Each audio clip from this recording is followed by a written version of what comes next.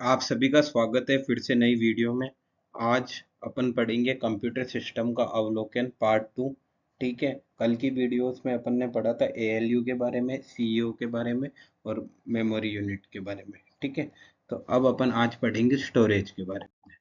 तो बात करते हैं मेमोरी स्टोरेज डिवाइस, है ना।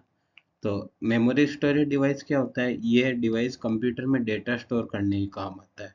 ठीक है, जिसमें कुछ टेम्परेरी होती है और कुछ परमानेंट होती है। ठीक है, ये मतलब जो अपन कंप्यूटर के अंदर डेटा स्टोर करते हैं, जैसे फोटोज हो गई, वीडियो हो गई, तो वो चीज़ें स्टोर करने के लिए काम आता है। ठीक है, कुछ टेम्परेरी होती है, मतलब अस्थायी होती है, और कुछ परमानेंट होती है। चलते हैं नेक्स्ट स्लाइड पे।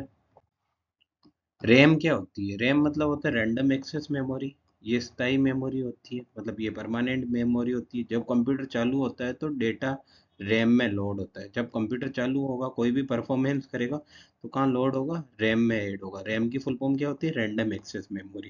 कंप्यूटर बंद होते ही रैम का डेटा मिट जाता है। जैसे ही कंप्यूटर आप क्लोज करोगे, तो रैम में जो भी मेमोरी होगी वो अपने आप डिलीट हो जाएगी। इसे वर्किंग मेमोरी भी कहा जाता है। मतलब जैसे कोई सॉफ्टवेयर चलेगा ना, तो सॉफ्टवेयर की जो मेमोरी सबसे पहले कहाँ जाएगी? वो रैम के अंदर जाएगी। ठीक है, तो उसको रैंडम एक्सेस मेमोरी बोलते हैं। ठीक है, ये देख लो, ये रैम ऐसी होती है, रैंडम एक्सेस मेमोरी। ठीक है, अब बात करते हैं रोम क्या होता है। रोम मतलब होता है रीड ओनली मेमोरी। ये स्थायी मेमोरी होती है। ठीक है, इसमें कंप्यूटर स्टार्टअप से जुड़ी सारी जानकारी होती है। यूजर इसको एडिट नहीं कर सकता। कहने का मतलब ये ऐसी मेमोरी होती है जिसमें है ना, अपन लोग उसको ना तो एडिट कर सकते हैं, ना उसको डिलीट कर सकते हैं। उसको बोलते हैं हम रोम, है ना। मतलब वो चीज़ अपन ना तो एडिट कर सकते हैं, ना उसको डिलीट कर सकते हैं, तो उसको रोम बोलते हैं। ठीक है, ये एक स्थायी मेमोरी होती है। ठीक है, इसको एडिट भी नहीं कर सकते। कोई सॉफ्टवेयर की सारी जितना भी ऑपरेटिव सिस्टम होगा, सबकी जानकारी कहाँ होगी? रोम में होगी, मतलब रीड ओनली मेमोरी में। ये रोम है।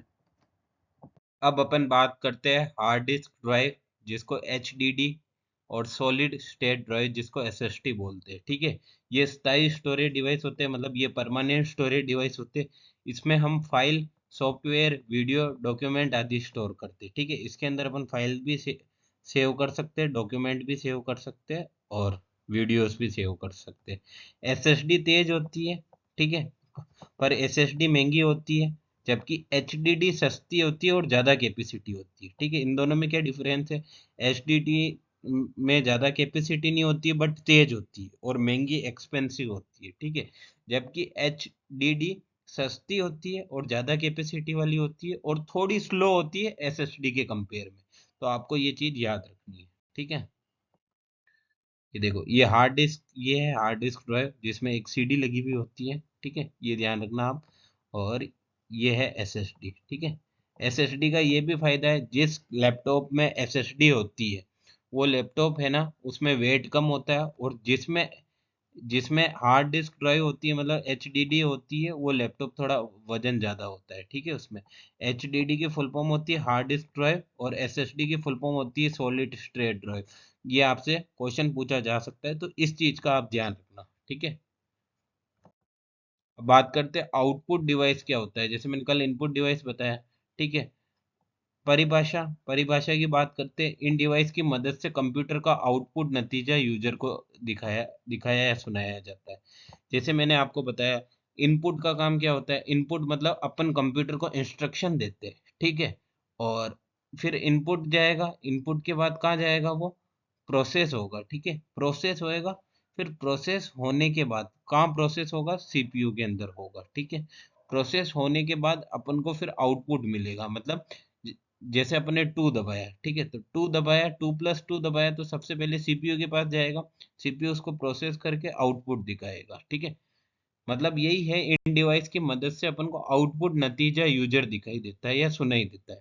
ठीक है, जो कंप्यूटर का जो मतलब एग्जाम्पल के तौर पे अपन समझेंगे कौन कौन से डिवाइस है। मॉनिटर, ठीक है, टेक्स्ट, इमेज, वीडियो आदि दिखाने के काम आता है। ठीक है, टेक्स्ट अपन मतलब वीडियो वगैरह, इमेज वगैरह कहाँ से देखते हैं, और वो अपन को कौन दिखा रहा है? कंप्यूटर ही दिखा रहा है ना, तो वो आउटपुट ही दे रहा है ना।